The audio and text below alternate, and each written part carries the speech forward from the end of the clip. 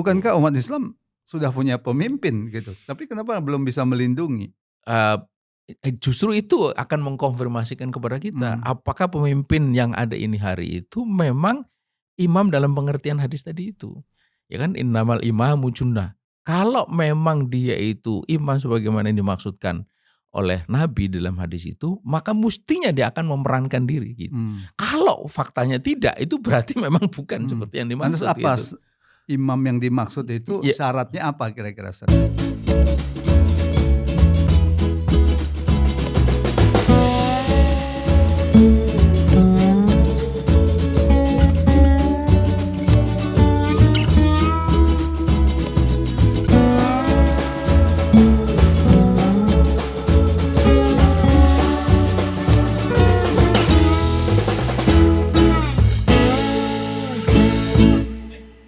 Bismillahirrahmanirrahim. Assalamualaikum warahmatullahi wabarakatuh. Pemirsa yang dirahmati Allah Subhanahu wa taala, kembali kita bertemu dalam program Fokus to the Point. Kali ini kita akan mentelaah kata al-junnah atau perisai dalam saum dan terkait dengan kepemimpinan. Bagaimana mengkaitkan dua hal ini? Untuk itu kita akan membahas hal ini dengan Ustadz Ismail Yusanto. Assalamualaikum Ustadz. Waalaikumsalam warahmatullahi Dalam hadis wabarakatuh. Rasulullah disebutkan bahwa saum itu sebagai perisai atau al-junnah. Demikian juga dalam hadis Rasulullah juga menyebutkan al-imamu junnah. Imam itu adalah juga sebagai junnah. Menarik penggunaan kata junnah, al-junnah atau perisai yang sama. Bagaimana Ustadz Ismail melihat ini? Ya, baik. Bismillahirrahmanirrahim. Assalamualaikum warahmatullahi wabarakatuh. Alhamdulillah, salatu wassalamu ala rasulillah wa ala alihi wa sahbihi wa man tabi'ahum ila yaumil qiyamah ma ba'd. Betul bahwa Nabi menyinggung tentang peran puasa itu. Ya, setidaknya kalau kita membaca dalam kaitannya perintah untuk menikah, ya. Ya ma'syarab sabab man istata'a minkumul ba'atha falyatazawwaj, ya. Fa illam yastati fa 'alaihi bisawm fa innahu lahu wija', kan gitu. Jadi kalau tidak mampu maka puasalah, karena puasa itu benteng gitu. Di sisi lain juga kita membaca bahwa innamal imamu junnah, benteng juga, perisai juga. Ini menunjukkan kepada kita bahwa dalam kehidupan kita itu memang kita ini harus ada pengendali, pengontrol, pelindung gitu. Kita ini sebagai seorang manusia itu memiliki keterbatasan-keterbatasan. Keterbatasan yang itu sangat dipengaruhi oleh cara berpikir, perilaku, dan juga godaan-godaan dari luar gitu. Oleh setan, ya, setan itu bisa dalam bentuk jin maupun dalam bentuk manusia yang berpengaruh pada hawa nafsu kita. Nah, disitulah peran puasa itu sangat penting. Peran puasa itu menjadi perisai, menjadi junnah agar kita itu bisa menahan diri dari semua gejolak nafsu yang ada pada kita. Secara fisiologis, secara fisik, puasa itu membuat kita itu menurun secara fisikal, ya. Low bed gitu ya. Low bed, tetapi meningkat secara spiritual. Nah, itu di situ. Itu menariknya. Ini bukan soal tidak makan gitu. Kalau orang tidak makan itu atau orang itu lapar karena terlambat makan atau kurang makan, itu dia hanya lapar saja. Secara fisik hanya turun saja, tapi tidak berpengaruh terhadap spiritualism. Tapi kalau puasa lain, kita lapar gitu, tapi spiritualism meningkat. Dan bisa senyum ya, bisa bahagia. Biasanya orang lapar kan bawaannya marah-marah gitu. Tapi karena kita menyengaja, disitulah pentingnya niat juga, itu menyengaja bahwa ini sedang ibadah. Maka berbeda. Yang biasanya orang terlambat makan itu langsung ini 1 hari penuh nggak ada apa-apa gitu. Jadi itu penting sekali. Karenanya puasa itu memang menjadi alat pengerem nafsu yang luar biasa, karena dia ada di dalam diri kita, ya, something inside gitu. Jadi kalau orang itu punya gejolak nafsu yang begitu rupa, maka puasa gitu. Atau kalau kita ini pemarah, puasa itu juga relatif akan menurunkan. Itu satu. Tapi itu kan di dalam, kontrol dari dalam. Ibarat kata kalau mobil itu ya rem gitu, remnya. Tetapi itu saja tidak cukup. Kenapa? Karena yang menyerang kita ini bukan hanya sesuatu yang datang dari dalam diri kita, juga datang dari luar gitu. Nah, yang dari luar itu apa? Yang dari luar tidak cukup dihadapi dengan sesuatu dari dalam, karena serangan itu kadang-kadang bersifat fisik. Nah disitulah innamal imamu junnah, itu penting. Misalnya sekarang ini, kita ini kan dihadapkan pada serangan-serangan budaya, ya kan? Berupa food, fun, fashion, ya. Kemudian serangan politik, ya, pikiran-pikiran, serangan bahkan juga fisik dan militer sebagaimana yang terjadi pada saudara kita di Palestina. Yang ini itu harus dihadapi gitu, secara fisik pula gitu. Nah, siapa yang melakukan? Yang melakukan adalah pemimpin dari umat Islam ini. Itulah Amirul Mukminin atau imam. Disitulah kita bisa memahami kenapa Nabi mengatakan innamal imamu junnah. Tapi gitu. bukankah umat Islam sudah punya pemimpin gitu? Tapi kenapa belum bisa melindungi? Justru itu akan mengkonfirmasikan kepada kita apakah pemimpin yang ada ini hari itu memang imam dalam pengertian hadis tadi itu. Ya kan, innamal imamu junnah. Kalau memang dia itu imam sebagaimana yang dimaksudkan oleh Nabi dalam hadis itu, maka mestinya dia akan memerankan diri gitu. Kalau faktanya tidak, itu berarti memang bukan seperti yang dimaksud. Lantas apa gitu. Imam yang dimaksud itu syaratnya apa kira-kira?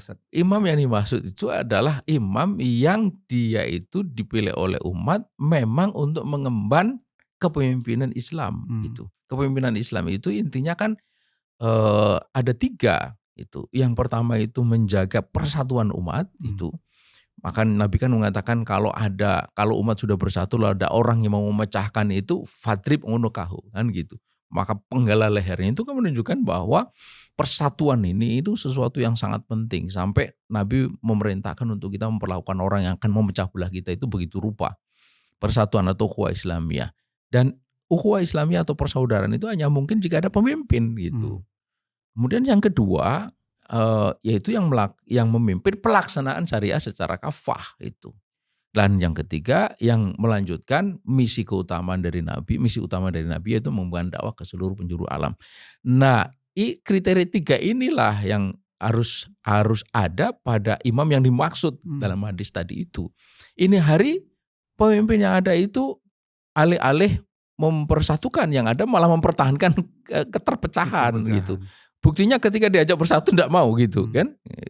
Mereka malah menyerang mereka-mereka yang menyerukan persatuan. Kemudian menerapkan syariah, ya buktinya mereka melanggar syariah. Kalau ada pelanggar syariah yang paling dominan ini hari ya pemimpin gitu. Bahkan mengkriminalkan perjuangan syariah Islam. Ditambah lagi mengkriminalkan mereka yang hendak memperjuangkan tegaknya syariah. Kemudian yang ketiga, alih-alih mendakwakan Islam, yang adalah mendakwakan sesuatu selain Islam dengan mengizinkan aneka ragam paham itu masuk ke negeri-negeri Muslim. Nah itu. Jadi 3 itu. Kalau kita melihat pernyataan Imam Al-Ghazali ya bahwa antara kekuasaan dan Islam itu seperti saudara kembar. Artinya itu menunjukkan bahwa memang kekuasaan itu dibutuhkan oleh umat Islam. Bukan nggak begitu? Iya. Ini menarik apa yang diumpamakan atau yang ditamsilkan oleh Imam Ghazali itu. Ad-dinu wa sultanu tau'amani. Jadi agama dan kekuasaan itu seperti saudara kembar. Kalau bahasa kita itu sering kita sebut 2 keping dari 1 mata uang. Ya, tak terpisahkan dia gitu. Dua sisinya ya. Ya 2 sisinya. 2 keping. 2 sisi dari 1 keping mata uang gitu. Bukan 2 keping. 2 sisi dari 1 keping mata uang yang tidak bisa dipisahkan gitu. Ad-dinu usun kata beliau, agama itu pondasi, wa sultanu harisun, dan kekuasaan itu penjaga gitu. Jadi jelas bahwa agama itu harus ada yang jaga gitu. Nah, siapa yang menjaga?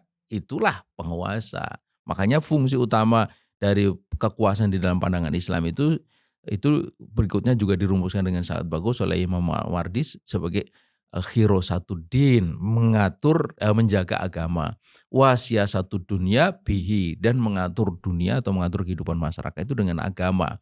Itu memfungsikan agama itu seperti itu. Jadi agama di Islam dalam hal ini itu digunakan untuk mengatur. Ini hari yang ada agama diatur. Nah gitu. Kalau agama diatur maka agama menjadi objek gitu. Agama bisa dipersalah-salahkan seperti ini hari kan dipersalah-salahkan. Lama-lama Tuhan juga diatur ya. Diatur. Nah, akibatnya apa? Akibatnya ya agama itu kehilangan fungsi utama agama dalam konteks penataan kehidupan masyarakat dan negara itu adalah ilajul muskilatul hayah gitu, menyelesaikan problem kehidupan manusia. Nah, ketika dia tidak lagi dipanggil atau dipakai untuk menyelesaikan problem kehidupan manusia, yang ada kehidupan manusia diatasi dengan cara-cara yang tidak benar. Alih-alih selesai masalah yang ada, timbul masalah baru. Seperti ini hari terjadi itu.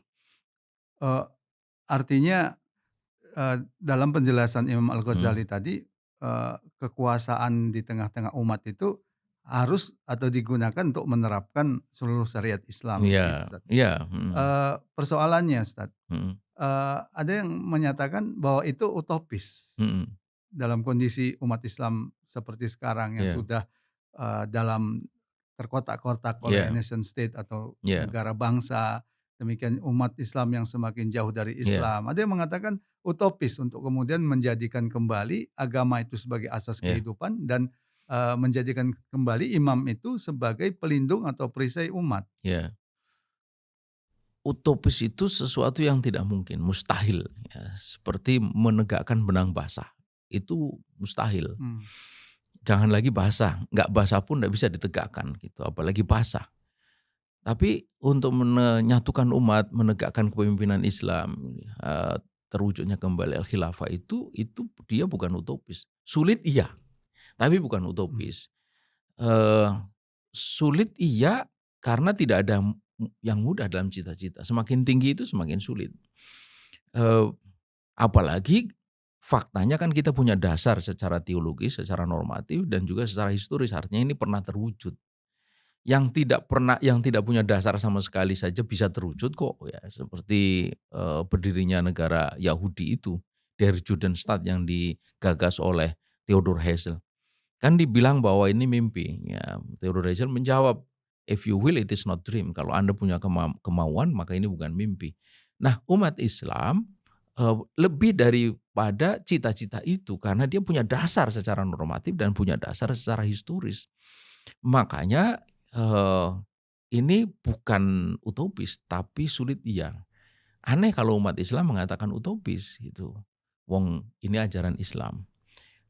Memang menjadi semakin sulit kalau umat Islam mengatakan tidak mungkin. Karena itu kata-kata pertama yang harus muncul dari seorang muslim itu adalah ini mungkin. Apalagi ini ajaran kewajiban maka harus. Ketika harus dia akan diperjuangkan. Tidak mungkin Allah Subhanahu wa taala mewajibkan kita sesuatu yang kita tidak mungkin lakukan gitu. Bahwa ini memerlukan waktu, tenaga dan sebagainya itu iya. Tetapi di sisi lain sebenarnya mengatakan utopis itu tidak yakin juga dengan kata-kata itu. Buktinya apa? Buktinya hampir semua gerakan yang memperjuangkan tegaknya kembali khilafah itu kan mendapatkan hambatan luar biasa di berbagai negara. Itu kan menunjukkan bahwa ini dikatakan utopis tapi sebenarnya mereka merasa bahwa tahu persis bahwa ini bukan utopis. Memungkinkan di tengah-tengah karena itu umat. kemudian diatasi. Bahkan mereka mengatakan ini mimpi gitu. Loh, kalau mimpi kan biarkan saja. Ya, terima kasih Ustaz Ismail. Pemirsa, demikian tadi diskusi kita tentang perlunya perisai. Bukan hanya untuk diri kita pribadi dalam berupa saum, tapi juga untuk umat ini, yaitu berupa pemimpin, al-imam. Tentu bukan sembarang pemimpin, tapi pemimpin yang taat kepada Allah dan Rasul-Nya, pemimpin yang menjalankan seluruh syariat Islam. Itulah yang dalam fikih Islam disebut khilafah ala minhajin nubuwah. Suatu sistem yang memunculkan pemimpin seperti itu. Semoga bermanfaat. Assalamualaikum warahmatullahi wabarakatuh. Waalaikumsalam.